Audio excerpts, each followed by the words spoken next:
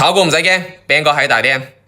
做左側交易嘅老友記話越跌越買係王道，做右側交易嘅老友記呢，就話趨勢為王先至係最靠譜嘅。咁呢兩種策略到底邊個穩得更多呢？一、核心差異，睇圖；二、再用一隻股票嚟做對比，譬如話之前嘅光伏龍頭隆基，2023年行情左側玩家操作，從25蚊開始佈局，跌到25蚊買一手，跌到20蚊加倉兩手，平均落嚟嘅成本係21蚊6毫6，反彈到25蚊嘅時候呢，就可以盈利15.4%，但係用嘅時間呢，有5個月。右側玩家操作突破啟動陣場，橫盤後放量突破28蚊買一手，回踩27蚊唔破加倉兩手，平均落嚟嘅成本呢係27蚊3，升到35蚊嘅時候止盈，盈利28%，淨係用咗2個月嘅時間。咁樣計落嚟係咪右側嘅賺得更多呢？但係呢度要注意，左側買得更加平。三、真相係冇必勝嘅策略，只有適配嘅場景。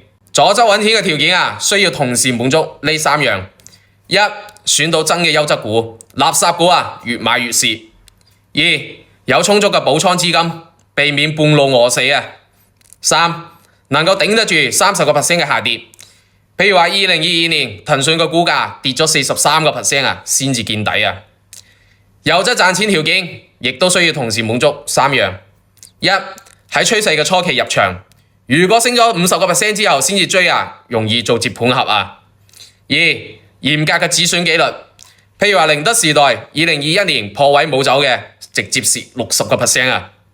三、避開震盪市，2023年 A 股橫盤咗一段時間，做右側交易嘅人呢，被反覆咁樣打臉。譬如之前有人喺2021年玩左側炒中概互聯，心套咗2年。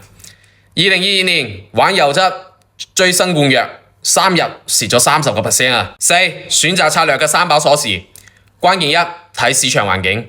牛市嘅時候做右側揾錢，因為趨勢強；熊市嘅時候做左側執銀紙一樣，好公司錯殺。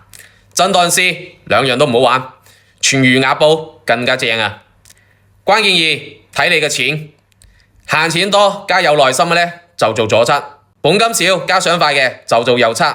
關鍵三，睇你嘅性格，能夠忍受賬戶浮虧嘅做左側，睇到蝕錢就失眠嘅做右側。左側揾嘅係深度研究嘅錢，右側揾嘅係跟隨趨勢嘅錢。你擅長邊一種就揾邊一種嘅錢。我係 Ben 哥，喺廣東深圳得閒飲茶，惠語財經點讚。